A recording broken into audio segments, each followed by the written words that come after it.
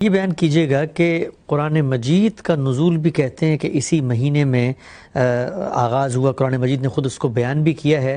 پہلے تو مجھے بتائیے گا کہ کہا جاتا ہے اِنَّا أَنزَلْنَاهُ فِي لَيْلَةِ الْقَدْرِ، تو کیا پورا قرآن لوح محفوظ سے اترا ہے یا تدریج سے ہم جانتے ہیں بہت وقفے سے اترا ہے؟ تو یہ رمضان میں قرآن نازل کیا سے کیا مراد ہے؟ کیونکہ قرآن تو ہم دیکھتے ہیں کہ مختلف جز کی صورت میں نازل ہوا ہے، مختلف صورتیں نازل ہوئی ہیں.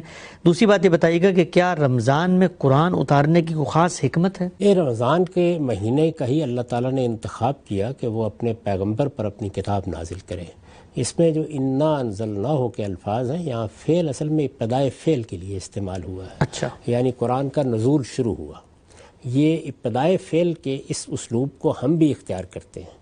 یعنی میں اگر یہ کہوں کہ میں نے اپنی فلاں کتاب فلاں مہینے میں لکھی، تو اس میں مطلب کیا ہوتا ہے کہ اس کی ابتدا کر دی گئی، اس کا منصوبہ بنا، میں نے اس کو تحریر کرنا شروع کر دیا، اس کی تصویب کی ابتدا ہو گئی. ہو سکتا ہے کہ وہ اس میں مکمل ہو گئی، ہو سکتا ہے کہ بعد میں مکمل ہوئی ہو. ٹھیک. تو اس وجہ سے قرآن مجید سے متعلق ایک اطلاع تو یہ دی گئی کہ وہ لیلۃ القدر میں نازل ہونا شروع ہوا، اور پھر بتایا گیا کہ اس رات کا انتخاب کیوں کیا گیا. اب وہ رات رمضان میں آئی، یعنی یہ بات تو واضح ہو گئی کہ ایک رات اللہ کے ہاں مقرر ہے، وہ رات 1000 مہینوں سے بہتر ہے. اس میں بعض بڑے غیر معمولی نوعیت کے معاملات طے کیے جاتے ہیں، اس میں فرشتوں کے سپرد بعض ذمہ داریاں کی جاتی ہیں، اس میں روح الامین زمین پر اترتے ہیں. یہ سب باتیں تو بطور ایک اصول اور قاعدے کے اللہ تعالیٰ نے خود بیان کر دی. ٹھیک. تو اس کا مطلب ہے ایک رات اللہ تعالیٰ کا جو نظم ہے اس میں مہمات امور کے لیے پہلے سے مقرر ہے. اچھا، وہ رات آ گئی. جب وہ رات آئی کب؟ وہ رمضان میں آئی.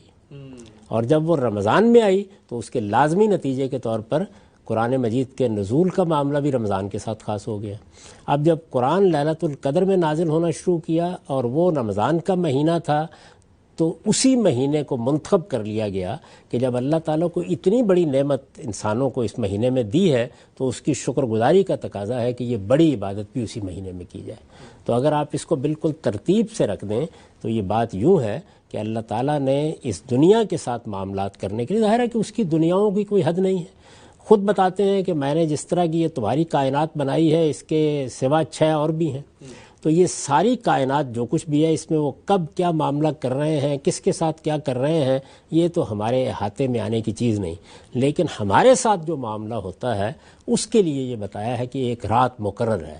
اور یہ رات کب آتی ہے یہ تو نہیں بتایا گیا، لیکن اس وقت یہ رمضان میں آئی. جب یہ رمضان میں آئی تو اس کے لازمی نتیجے کے طور پر رمضان کے مہینے کو ایک خصوصی حیثیت حاصل ہو گئی.